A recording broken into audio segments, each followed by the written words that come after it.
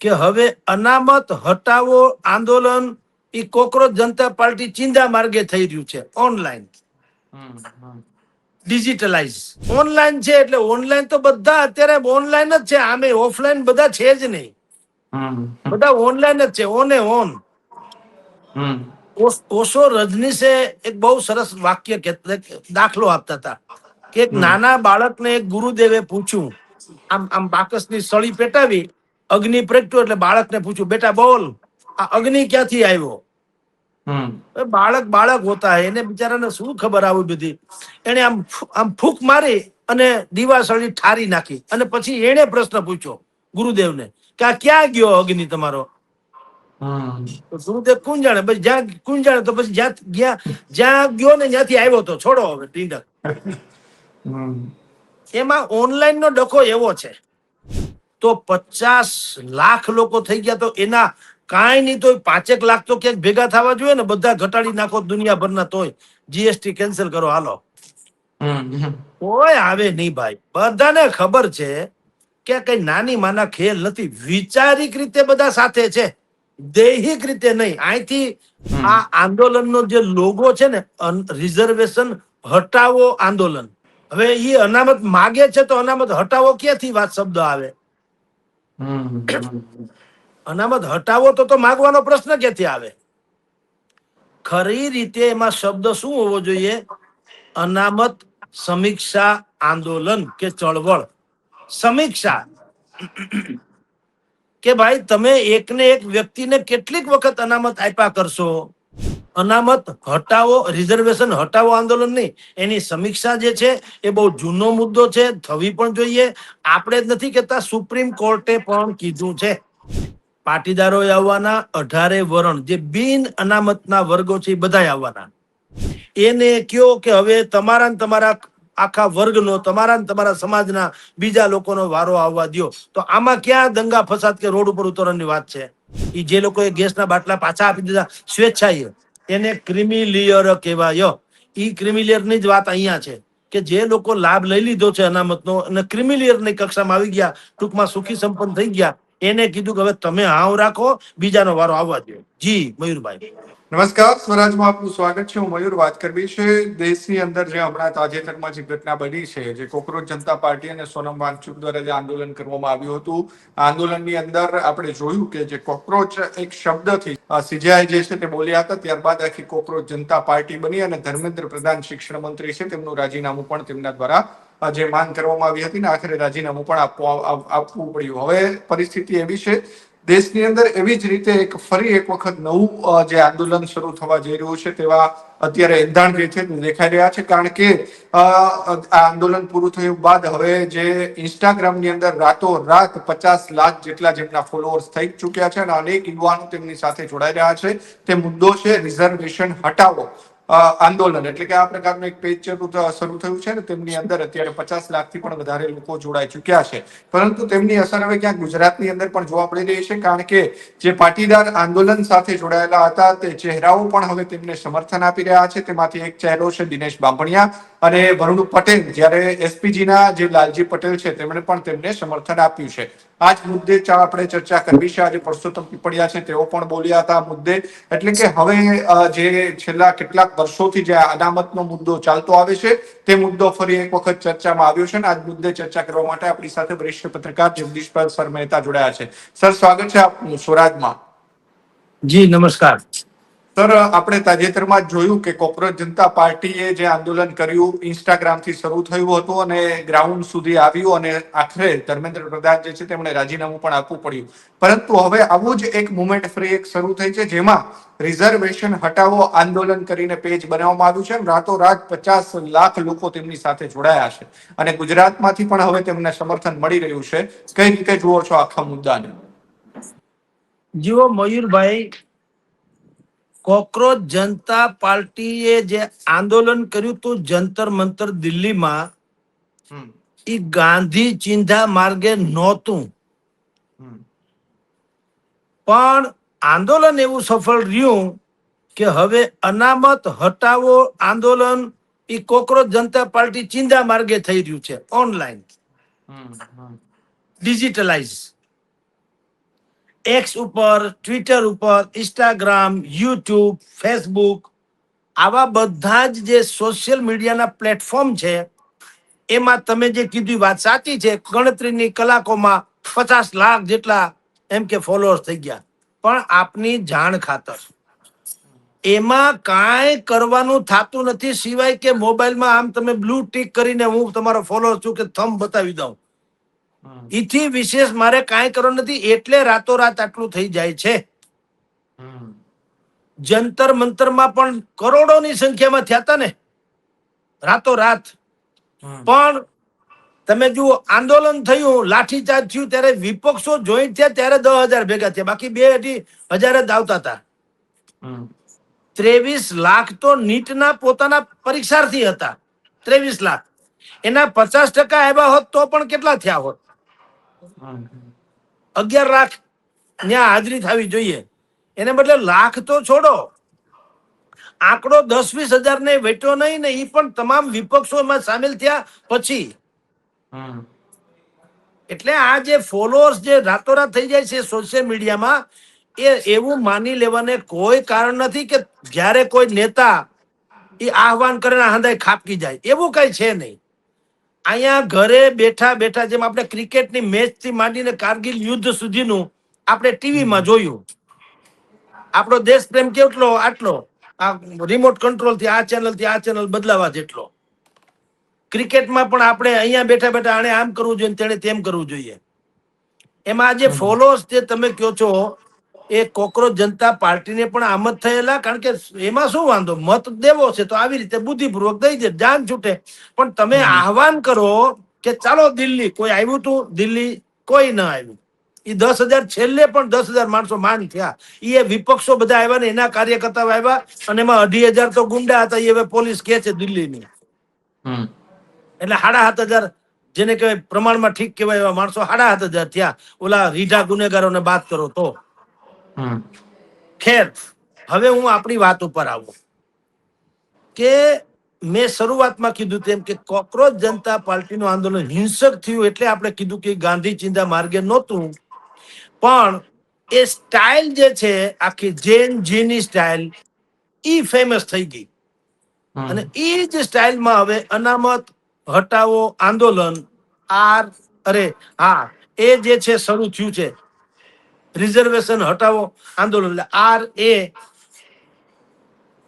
RHA, બરાબર? હા. શું કામ?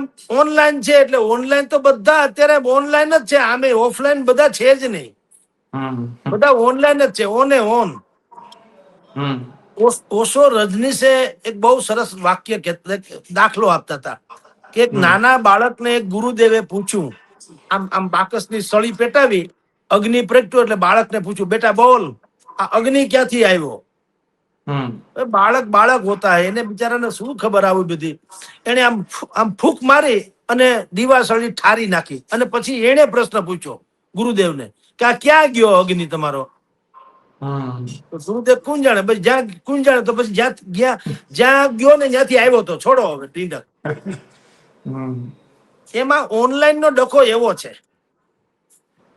હવે ઓફલાઈનમાં કોઈ છે નહીં. હું ને તમે એવરીડે કેટલી ચર્ચા કરીશું દેશ દુનિયાની, પણ આપણા બંને વચ્ચે પણ આ તો ઠીક છે કમર્શિયલ છે એટલે પ્રશ્ન તો સમજાય સમાજને. એટલે કહું છું, તમને ઈ ખબર નથી કે મારા ફેમિલી મેમ્બર કેટલા, મને ઈ ખબર નથી કે તમારા ફેમિલી મેમ્બર કેટલા, અને ચોવટ આખી દુનિયાની. આ કોકરોચ જનતા પાર્ટીનો થી માંડીને આ રિઝર્વેશન હટાવો આંદોલન RHA, ઈ પણ એન માસીન છોકરો ઓનલાઈન થયા 50,000. હમણાં જ તમારી જાણ ખાતર આનું એલાન કરવામાં આવે કોઈ પણ વ્યક્તિ તરફથી તો 50 લાખ લોકો થઈ ગયા. તો એના કાંઈ નહીં તો 5 લાખ તો ક્યાંક ભેગા થવા જોઈએ ને. બધા ઘટાડી નાખો દુનિયાભરના, તોય GST કેન્સલ કરો, હાલો. કોઈ આવે નહીં ભાઈ. બધાને ખબર છે કે કઈ નાની માના ખેલ નથી. વિચારિક રીતે બધા સાથે છે, દૈહિક રીતે નહીં. અહીંથી ગાડી કે બસમાં ભરાઈને ગાંધીનગર જાય કે અહીંયા કે બીજે ક્યાંય આહવાન કરે ને થાય, ન્યા જાય ને ન્યા ટોળા બંધાવે ને ખપી જવા તૈયાર થાય તો ક્રાંતિ થાય. એવું કોઈ કરશે નહીં. ઓનલાઈન ગોકી રહ્યો છે માથાકૂટ. પણ આ સ્ટાઇલ એની છે. કોકરોચ જનતા પાર્ટીએ ડિજિટલાઇઝ કર્યું અને હાહાકાર મચી ગયો, એમ આને પણ રિઝર્વેશન હટાવો આંદોલન જેણે કર્યું એ હું તમને હમણાં બધું કહું છું, પણ જેણે કર્યું એટલે મચી ગયો હાહાકાર સોશિયલ મીડિયામાં, ઓનલાઈન. વાસ્તવમાં તમારી જાણ ખાતર આમાં આ મુદ્દો બહુ જૂનો છે. આ ડિબેટ બહુ જૂની છે. અનામત રાખવી જોઈએ કે કેવી કરવી જોઈએ, શું જોઈએ. પહેલી વાત તો મયુરભાઈ તમને કહી દઉં, આ આંદોલનનો જે લોગો છે ને, રિઝર્વેશન હટાવો આંદોલન, એ સંપૂર્ણ ખોટો છે. શું કામ ઈ તમને કહું. એમાં જે લોકો આ મુવમેન્ટ ચલાવે છે એ લોકો એમ કે છે કે સવર્ણો ગરીબ હોય તો એને અનામત આપો. હવે એ અનામત માગે છે તો અનામત હટાવો ક્યાંથી વાત શબ્દ આવે? અનામત હટાવો તો માગવાનો પ્રશ્ન ક્યાંથી આવે? ખરી રીતે એમાં શબ્દ શું હોવો જોઈએ? અનામત સમીક્ષા આંદોલન કે ચળવળ. સમીક્ષા કે ભાઈ તમે એકને એક વ્યક્તિને કેટલીક વખત અનામત આપ્યા કરશો? એ જાતિ આધારિત, ધર્મ આધારિત, કોમ આધારિત રે ઈ સારું કે પછી એના કૌશલ આધારિત રે ઈ સારું? સમીક્ષા તો થવી જોઈએ ને. અને કોઈ એક પરિવાર પેઢી દર પેઢી લાભ લે અને લીધા જ કરે સુખી થયા પછી પણ, તો એના ને એના વર્ગના બીજા ગરીબ લોકોનો વારો ક્યારે આવે? હજી સરળતાથી સમજાવું કે આપણે કોઈ મંદિરે દર્શન કરવા જઈએ, શનિવારે હનુમાનજી મંદિરે દર્શન કરવા ગયા, તમે ગમે એટલા શ્રદ્ધાવાન હો, તમને અધિકારે છે હનુમાનજીના દર્શન કરવાનો, પણ તમે મંદિરની મૂર્તિની બિલકુલ સામે આવી તમે એમ કહો મારે અહીંયા 11 વખત હનુમાન ચાલીસા બોલવી આ મૂર્તિને સામે, પછી જ હું અહીંથી હટીશ, એવું હોય? એવું ના હોય. બીજા કહે ને કે ભાઈ બીજાનો વારો આવવા દો, પાછળ લાંબી લાઈન છે, તમારે જો 11 વખત નહીં 500 વખત કરો, પણ તો બીજે ક્યાંક બેહીને કરો, અહીં તો કોકનો વારો આવવા દો, પાછળ લાઈન છે, એમ કહે છે કે નહીં? એમ અનામતનો જે લાભ લઈને સુખી થઈ ગયા, આ વિચાર એનો છે કે ભાઈ એમાંથી કેટલાક સુખી થઈ ગયા એ લોકોને બાદ કરો અને ઈનો ઈ કોટામાં એના વર્ગના લોકોને સમાવેશ કરો જે વંચિત છે. એનો કોટા અમને આપી દો એમ નથી કેતા. એટલે પેલી વાત તો ઈ કે જે લોકો આની ફેવર સમજે નહીં તો આ બહુ ડખો કરે, એટલે હું આ બહુ બુદ્ધિપૂર્વક જવાબદારી સાથે કહું છું મયુરભાઈ, નહીતર આ વર્ગ વિગ્રહ સર્જે એવો સેન્સિટિવ ઇસ્યુ છે.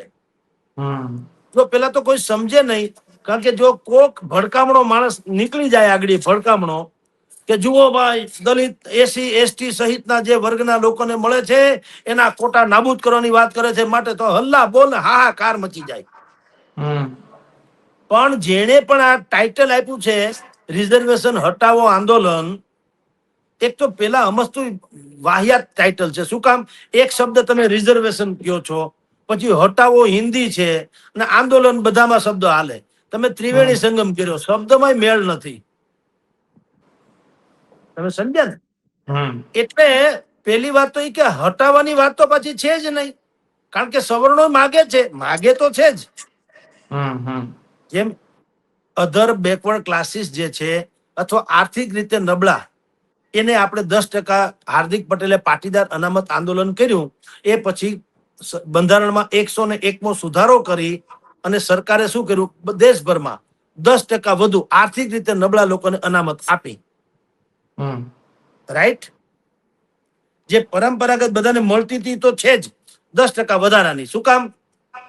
કે સવર્ણ હોવું એ કોઈ પાપ નથી. એમાંય ગરીબ હોઈ શકે ને. આપણે પાટીદાર શબ્દ બોલીએ ત્યારે આપણને હંમેશા એમ લાગે કે પાટીદાર એટલે કરોડપતિ, પણ એવું બધું નથી. બ્રાહ્મણ તો ભાઈ તો એમ કે સવર્ણ ગણાય, પણ સવર્ણ એટલે કૃષ્ણનો મિત્ર હોવા છતાંય સુદામા ગરીબ હતા કે નહીં? અને નરસિંહ મહેતાની દીકરીનું મામેરું કોણે ભર્યું? ને તો ઈ બાપ તરીકે એની પાસે પૈસા હોવા જોઈએ, નતા તો બિચારા તો એની હુંડી સ્વીકારી મહારાજ અને શ્યામળા ગિરધારીએ અને એની દીકરીનું મામેરું ભર્યું. ઇતિહાસ છે ને. તો ભલા માણસ બ્રાહ્મણ હોય એટલે પણ એ બધા સુખી સંપન્ન છે કે બહુ વિકસી ગયા છે કે એને બધા લાભ મળી ગયા છે, એવું નથી. એવી રીતે તમામ દલિત સમાજ કે એસસી એસટી ને પણ આનો લાભ નથી મળ્યો. મળે છે કોને? જે લોકોને લાભ લેતા આવડે છે અનામતનો, એની પેઢી દર પેઢી લાભ લે. પણ જે ગરીબ ને પછાત વર્ગને બિલકુલ બિચારાને ખબર જ નથી એવા એસસી એસટી થી માંડીને બધા વર્ગના લોકો જે છે, ઓબીસી સહિતના, જે ગામમાં અંતરિયાળ રહે છે, હાવ જીર્ણ શીર્ણ હાલતમાં છે, એની દયહીન દશા જે એની છે, દયા આવે એવી છે, એ લોકોને લાભ નથી મળતો. કારણ કે લાભનો કોટા તો ભરાઈ જાય ને, જેટલા ટકા છે એનો લાભ કોણ લે છે? જે ભૂતકાળમાં લઈ ચુકા હોય એ. પછી ભલે પ્રોફેસર થઈ જાય કે પછી સાયન્ટિસ્ટ થઈ જાય, સચિવ થાય, આઈપીએસ ને આઈએએસ કેડર બનાવીને ક્યાંય કલેક્ટર થાય, તો એના છોકરા પાછા આનો લાભ લીધા જ કરે. બોલો, ઈ કેવું કેવાય? એટલે અનામત હટાવો, રિઝર્વેશન હટાવો આંદોલન નહીં, એની સમીક્ષા જે છે એ બહુ જૂનો મુદ્દો છે, થવી પણ જોઈએ. આપણે જ નથી કહેતા, સુપ્રીમ કોર્ટે પણ કીધું છે કે ભાઈ આની સમીક્ષા થવી જોઈએ. જી સર, હાલ જે તમે કહ્યું સમીક્ષા થવી જોઈએ, એવી જ રીતે અત્યારે જે વરુણ પટેલ છે, દિનેશ બાંભણિયા છે, એસપીજી ના લાલજી પટેલ છે, તેઓ પણ આ મુદ્દે સમર્થનમાં આવ્યા અને તેમણે પણ કહ્યું કે ખરેખર અનામતની જે નીતિ છે તેમાં સુધારા થવા જોઈએ. હવે લાગે છે કે ફરી એક વખત આ લોકો પણ હવે આ સમર્થન આપીને આ પણ આંદોલનની અંદર જોડાઈ શકે છે. બિલકુલ થવાનું છે, ઈ તો થવાનું છે, એમાં કઈ છૂટકો નથી. હું આપને કઈ પણ દઉં, રવિવારે આ આવે રવિવારે ગાંધીનગરમાં બેઠક છે. પાટીદારો આવવાના, 18 વરણ જે બિન અનામતના વર્ગો છે એ બધા આવવાના. અને હા, અને આપણા થકી તો એને સુજાવ એમે આપીએ છીએ. હવે આપણી જો આ વિડીયો સાંભળે તો કે ભાઈ તમે ખાલી બિન અનામત વાળાને બોલાવોમાં, તો અનામત વર્સિસ બિન અનામત નો વળી ડકો થાય. તમારો ખરેખર આશય શું છે? કે જે લોકો અનામતનો લાભ લઈને સુખી થઈ ગયા, ઈ લોકો હવે એમાંથી આગળ છૂટા થાય, એમાંથી મોકળા થાય ને બીજા એના વર્ગના ગરીબ લોકોને લાભ મળે. આ વાત તો હકીકત છે ને. આ વાત છે. એમ નથી કેતા કે એસસી એસટી ના જેટલા ટકા છે એમાંથી ઓછા કરો અને અમને આપી દો, એમ નથી માગણી કરવાના. રવિવારની બેઠકમાં પણ એવું નથી થવાનું. તો જયારે તમારી દાનત સાફ જ છે, તો તમે એમાં પણ એસસી એસટી અને ઓબીસી ના નેતાઓને બોલાવો. હું તો એમ કહું કે ભાઈ તમે અમારો, હા, કારણ કે આપણે બધા તો એક જ, આમ જુઓ તો ભારત મારો દેશ છે, બધા ભારતીયો મારા ભાઈ બહેન છે. હવે કાયદાની ચુંગાલમાં એકબીજાના મંડીએ આપણે લાફાલાફી કરવા કે ઘર્ષણમાં ઉતરવા, તો એનો શું મતલબ છે? કોઈને, દરેકની ઈચ્છા શું છે? ગરીબ અને સુખીની જે વચ્ચે બહુ મોટી ધરી છે, આમ ગરીબો તળિયા છે, ઓલા સુખી માણસો છે નળિયા ઉપર છે, એ બેને આમ કોમન લાવવાની વાત છે ને. આજે અનામત છે શું? આફ્ટર ઓલ કે દાયકાઓથી જે સમાજ પીડિત રહ્યો, વંચિત રહ્યો, વિકાસથી માંડીને બધી બાબતોમાં સામાજિક સમરસતામાં પણ એનો સમાવેશ ન થયો કોઈ પણ કારણોસર, એ જવા દઈએ, મનુવાદી જે કુછ બી હે, પણ ન થયો, તો હવે આ અનામતનો લાભ આપીને એને આ લોકો એમ કે છે કે અમે સમાજની મેઇન સ્ટ્રીમમાં, એટલે આમ સાથે સાથે લાવવાની કોશિશ છે. તો ઈ કોશિશ પાર ક્યારે ઉતરે? એકાદો જણો લાભ લઈ અને પછી બીજાનો વારો આવવા દે તો ને. એની પેઢી લાભ લીધા કરે, ભલે એ સચિવ બની જાય, કલેક્ટર બની જાય, તોય એના છોકરાને અનામત હોય. એનો છોકરો પાછો બીજું કઈક સાયન્ટિસ્ટ બની જાય કે પ્રોફેસર બની જાય, તોય કે મને અનામત આપો. ઈ એની સામે આ વાત છે કે ભાઈ તમે સુખી થઈ ગયા, તમે અમારા કરતા સવર્ણો કરતા કેટલાક લોકો જે સુખી થઈ ગયા, તો ભગવાન તમને સુખી રાખે. પણ હવે તમે તમારા બીજા ભાઈઓ વંચિત છે એનો વારો આવવા દો એમ. ઈ વાત ગળે ઉતારવા માટે એસસી એસટી અને ઓબીસી ના લોકોને પણ ગાંધીનગર બોલાવવા જોઈએ, એવું હું આ તમારી ચેનલ થકી હું તો અપીલ કરીશ. જેથી કરીને આ કોકરોચ જનતા પાર્ટી જેવો ડખો ન થાય, ન લાઠીચાર્જ કરવો પડે, ન તોફાને ચડવું પડે, ન અરાજકતા ફેલાય, ન સરકારી સંપત્તિને નુકસાન થાય, ન વર્ગ વિગ્રહ થાય. કારણ કે ભાવના તો કોઈની ખરાબ છે નહીં.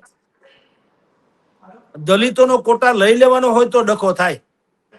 કોઈ કેતું નથી કે દલિતોને કે જેટલા પણ લોકોને મળે છે, એસસી એસટી કે ઓબીસી જેને પણ મળે છે, એનો 1% સવર્ણો છીનવી લેવા માંગતું નથી. સવર્ણો એમ કે છે, જે બિન અનામત જે છે અત્યારે, એ લોકો શું કે છે કે ભાઈ અમે પણ પછાત છીએ કે ગરીબ છીએ, તો અમારો ક્યાંક ટકાવારીમાં તમે કંઈક મેળ કરો.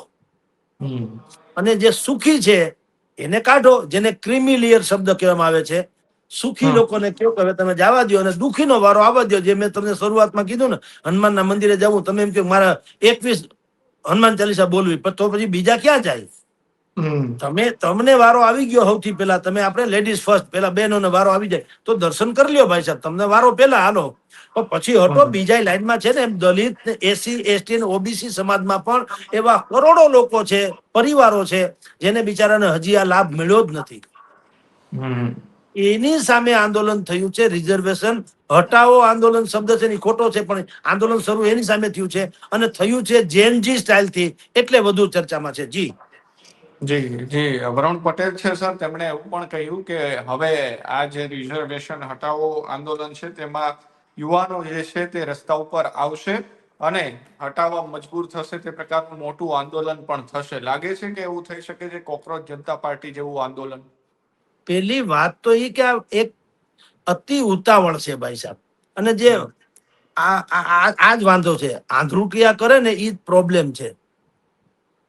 જે ઉતાવળિયા ધુબાકા મારે ને પછી આરામથી પસ્તાતા હોય છે. ભાઈ તમે તમારી વાત તો રજૂ કરો. કોણે ના પાડી? ક્યાં કાંઈ થયું? ક્યાં પ્રત્યાઘાત આવ્યા? અને મેં તમને હમણાં જ આગની વાત કરી કે તમે જયારે એક બેનર હેઠળ એમ કેશો કે ભાઈ અમારી માગણી એવી છે કે જે એસસી, એસટી અને ઓબીસી ના લોકો 3-3, 4-4 પેઢીઓથી અનામતનો લાભ લઈ અને સુખી થઈ ગયા, એને કયો કે હવે તમારા ને તમારા આખા વર્ગનો, તમારા ને તમારા સમાજના બીજા લોકોનો વારો આવવા દો. તો આમાં ક્યાં દંગા ફસાદ કે રોડ ઉપર ઉતરવાની વાત છે? હાલો, કોણ ઈનો ઓબીસી સમાજને માણસ કે એસટી, એસસી કે બધાને પૂછો કે ભાઈ તમારામાં જે સુખી થઈ ગયા હોય ઈ થોડુંક જતું કરે ને હવે ઈ તમને લાભ આપે તો કોઈ વાંધો, કોઈ ના પાડે?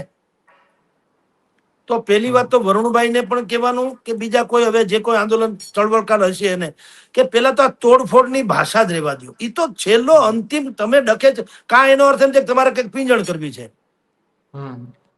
તમારે જયારે શ્રેષ્ઠ વાત જ કરવી છે કે ભાઈ આનો સમીક્ષા કરો, સમીક્ષા, હટાવો નહીં. હા, તમારી જાણ ખાતર રિફોર્મ, જે ડોક્ટર બાબા સાહેબ આંબેડકરે સ્વયં વાત કરેલી છે. એને કીધું જો આપ અનામત મળ્યું છે બંધારણની 241 ને 43 કલમથી, 241 ને 243 ઈ કલમ અંતર્ગત આપણને અનામત અત્યારે જે દેશમાં અવેલેબલ છે એ છે. 300 ને આજે બાકીનું ઓબીસી ને મળ્યું છે ઈ 347 નો નવો સુધારો કરીને બંધારણમાં એમાં આપવામાં આવ્યું છે. પણ સુપ્રીમ કોર્ટે કીધું કે તમે અનામત ભલે આપો. ડોક્ટર બાબા સાહેબે 10-10 વર્ષે સમીક્ષાનું કીધું. સુપ્રીમ કોર્ટે પણ કીધું કે આ રિફોર્મની આખી સમીક્ષા થવી જોઈએ. જે ધરાઈ ગયા એને તો હવે ન ધીરો, ધરાઈ ગયા એને થાળી નહીં, ભૂખાને આપો એમ કહું છું. હવે તમને કહું આ આંદોલન ક્યાંથી ને શું ડખે ચડ્યું છે. ભલે હું ને તમે વરુણ પટેલ કે દિનેશભાઈ બાંભણિયા કે બીજા તમે ભાઈ પીપળિયા કયો છો, પરસોત્તમભાઈ ની વાત કરી, આપની જાણ ખાતર અંડરગ્રાઉન્ડ રીતે આ પેલા મુવમેન્ટ ચાલી છે. જાણવા મળ્યા પ્રમાણે રાજસ્થાનના કોટાથી, ત્યાં સ્પર્ધાત્મક પરીક્ષાનું હબ છે, ખબર હોય તો. નકરું જેમ દિલ્હીમાં છે તેમ. એ લોકોને એમ લાગે છે કે ભાઈ આપણે 90% લાવીએ તો રહી જઈએ સરકારી નોકરીમાં, અને કેટલાક લોકો અનામતનો લાભ લઈને 60-70% હોય તો લઈ લે છે. હાલો, પછાત હોય તોય વાંધો નહીં, અવિકસિત હોય તો વાંધો નહીં, પણ એની પેઢી દર પેઢી ત્યાં લાભ લેતા આવે છે. તો હવે કઈ આ ક્યાં સુધી? આ રાજસ્થાનના કોટાથી આ વિચાર શરૂ થયો છે. પછી મહારાષ્ટ્રમાં એક ભાઈ છે જે આરએસએસ સાથે સંકળાયેલા છે. એની સરનેમ જોશી છે, પણ એ પોતાને ભારતીય ગણાવે છે. એટલે હું જેમ જગદીશ મહેતા એમ જગદીશ ભારતીય એમ લખાવે છે. ટૂંકમાં એનું નામ જે હોય તે, પણ જોશીની જગ્યાએ ભારતીય શબ્દ મૂકે છે. બીજા એ લોકો પણ છે જેને આ મુવમેન્ટ શરૂ કરી હોવાનું કહેવાય છે. અને ત્રીજા, જાણવા મળ્યા પ્રમાણે કહું છું, ત્રીજા કાશ્મીરી પંડિતો, કાશ્મીરી બ્રાહ્મણો, એ કાશ્મીરના હોવા જરૂરી નથી હો, જ્યાં પણ છે એ લોકો કે છે. એટલે આવા ત્રણેય લોકોએ બુદ્ધિપૂર્વક આ આંદોલનમાં જે ફોલો થયા ને રાતોરાત, એ આટલા માટે થયા છે. અને બધા એમ કે છે કે ભાઈ સવર્ણ હોવું એ કોઈ અપરાધ ન હોવો જોઈએ. તમે એસસી એસટી અને ભાઈ આને આપો છો લાભ ઓબીસી ને, ભલે આપો જ, પણ એક શરતે કે જે લાભ લઈ લે એને સમીક્ષા કરો. 1-2 વર્ષ 1-2 પેઢી ઠીક છે, પણ પછી બીજાનો વારો આવવા દો, જેથી કરીને ઈ લોકો જે છે, બીજા લોકો જે વંચિત જે છે, ઈ પાછા હરીફાઈમાં ક્યાં આવે? બાકીના સવર્ણો સાથે. સ્વાભાવિક છે. એક તો તમને લાભ તો મળે જ છે. અત્યારે તમે જુઓ શું થાય છે, જ્યાં કોઈ સારી સરકારી નોકરીની વાત આવતી હોય ત્યાં જે ટકાવારી થાય કે આટલા ટકા ઓલું અટકી જાય, એમ કે છે ને કે એટલા કટ ઓફ.